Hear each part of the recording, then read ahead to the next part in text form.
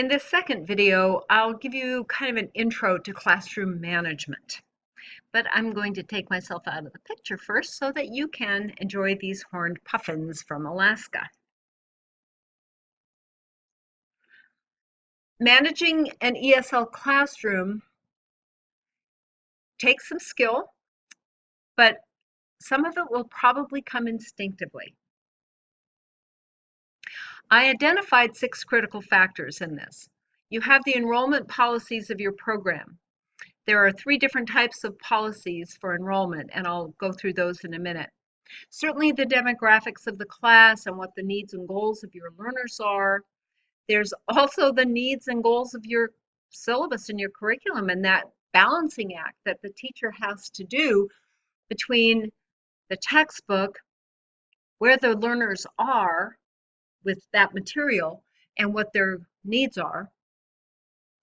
Certainly barriers to learning, the things that keep students from attending class on a regular basis, and there could be cultural factors. For example, you could have Middle Eastern students who do not work in mixed gender groups, or you could have Asian students who are just not at all used to being in a learner-centered environment. They want you, the teacher, to lecture them, and it's their job to then absorb it passively.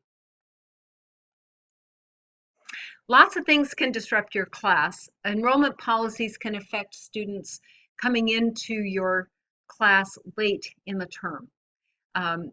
It depends on the program.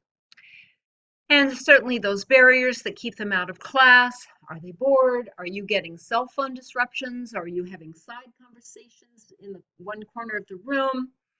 Is the material too hard or too difficult or too simple? Or too hard for the students? Keep that in mind. Are you dealing with multi-level students? And keep in mind that even in a single level classroom, you can have multi-level students. You can have students who are right at your level, students who are just above, and students who are slightly below.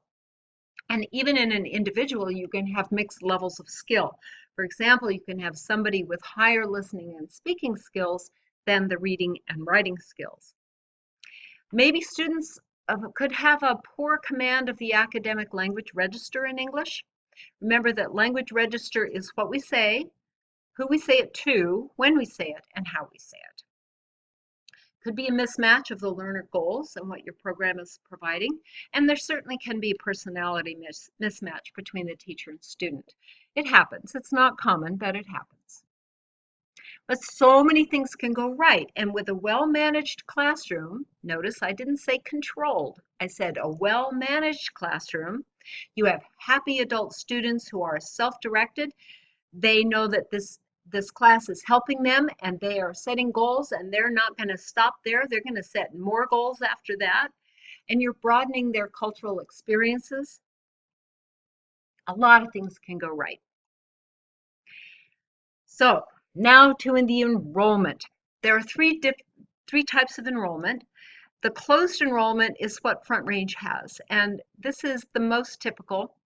Enrollment is open only for a specific period of time, and once the class has started, you do not enroll any new students into that class. They have to enroll for the next term. Managed enrollment does keep enrollment open for a specific time, usually about a month after big registration. And so it is possible in a managed enrollment class, you could be teaching a group of learners and then you're into that term for a month and a new student arrives. And you've got somebody who needs to be brought up to speed, and that can task your ability to manage your classroom. But it's certainly workable. And then there's open enrollment, and that's where a student can enter the class anytime during the year. That is very challenging. I want to spend a little bit of time on barriers, but before I go farther, take a minute and pause the video if you want to. Just think about the factors that can keep students away from your class. If you're already teaching, then you probably have some experience with the kinds of things that keep students out of your class. Why are they ever absent? And then once you have a short list of barriers, think about which ones you can control and which ones you cannot control. Here are 6 barriers to learning that can affect an adult learner. And you, the teacher, have no control over any of these. You can help students locate childcare or transportation services, but you can't control whether or not they get childcare or they get a bus pass.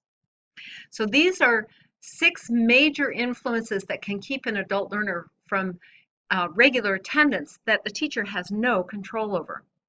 And that brings me to a couple of terms. Persistence versus retention. Are we talking about stop out or drop out? A very famous study was done of adult ed programs in New England by Nash and Kallenbach, and they had interviewed hundreds of adult learners, including people who had stopped coming to their classes, either ESL or GED study. And they asked the students, first of all, why did you stop coming to class? And second, what would it take for you to return? And what they discovered was, by and large, the majority of students who stopped coming to class fully intended to return. And so Nash and Kallenbach stopped using the term dropout because there was such a sense of finality with that term. And they called it stopping out. Most adult students who stop coming to class fully intend to continue their education when their life situation will allow it. Keep this in mind. Students persist. Programs retain. Student persistence is that grit. It's their willingness to continue despite barriers. Retention is merely a figure that programs keep that shows this is how many students started the year with us and this is how many students finished the year with us. Students persist. Programs retain.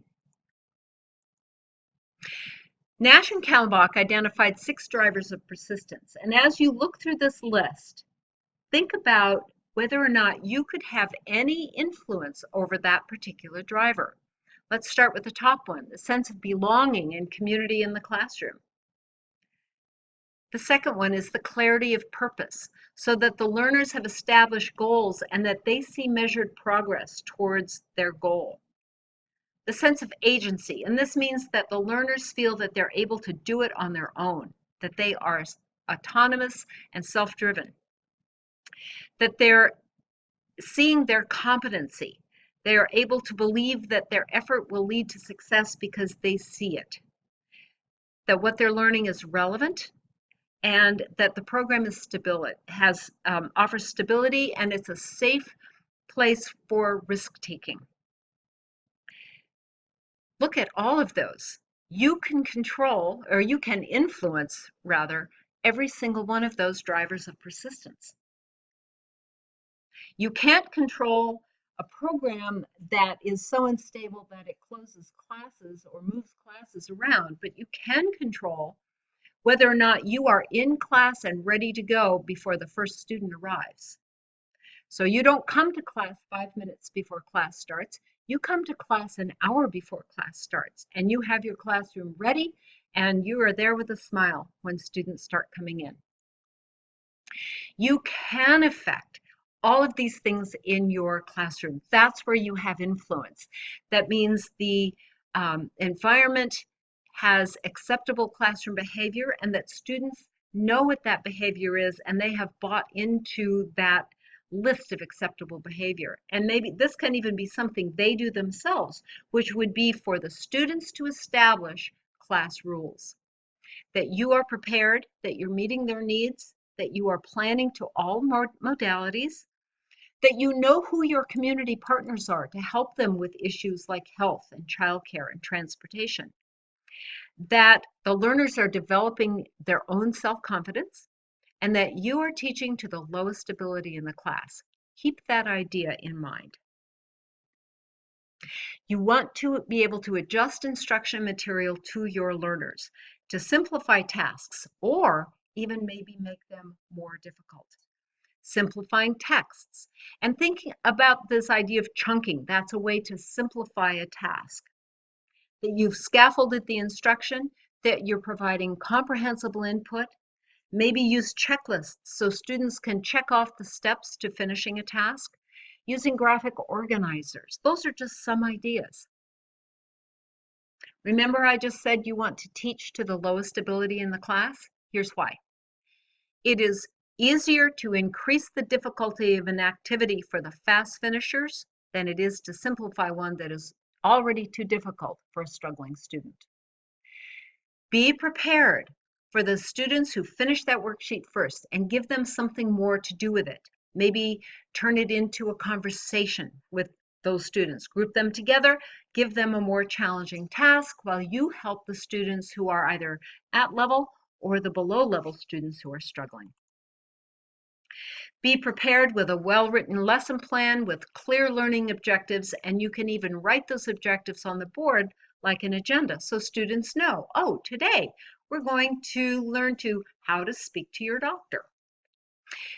Have well-prepared materials and handouts. Everybody respects everybody else in the classroom, that your lesson is meeting their needs somehow, and that you, the teacher, not only know the names of every one of your students, but you know how to pronounce it. And you might be wondering why I have added that, but I have to tell you that I have experienced severe embarrassment watching a teacher hand out a certificate to a student who had been in her class for 2 semesters, and she did not know how to pronounce that student's name. That does not drive student persistence. There can be expectations on you, the teacher. Is it single level or multi-level instruction? Is it a bilingual or a monolingual classroom? Can you use the student's first language at all to help them understand the content?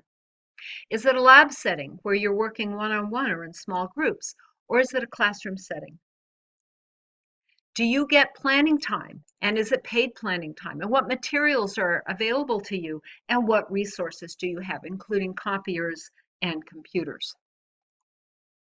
What's the flexibility of space? Are you sharing a classroom and you can't post students' work, or is it really your classroom where you can post student work on the board? That makes a huge difference when students see their work on display. It might be a borrowed space at a library or a church. You want to be able to maximize involvement with diverse grouping strategies, so we're going back to our Padlet this week. It can be random, like the popsicle sticks. It can be teacher selected. There might be times that you want to specifically group students together. And it can be learner selected. And my recommendation is use all 3 of these strategies throughout the semester. Mix it up. If you're teaching in an English-only classroom, you make sure that it's equitable to all students. If you provide Spanish instruction, that's not going to help your students who speak Chinese or Cambodian or Arabic. Use pictures and realia, in other words, comprehensible input. Simplify your teacher language. Teach students dictionary skills at all levels so they can learn to be self-directed and autonomous. And teach clarification strategies. For example, get students comfortable saying, I'm sorry, I don't understand you. Could you please repeat that? So those are just a few tidbits for this week. I'm going to come back into the picture now and say in the next video, I'm just going to give you a quick rundown on your assignments and what's coming for the rest of the semester.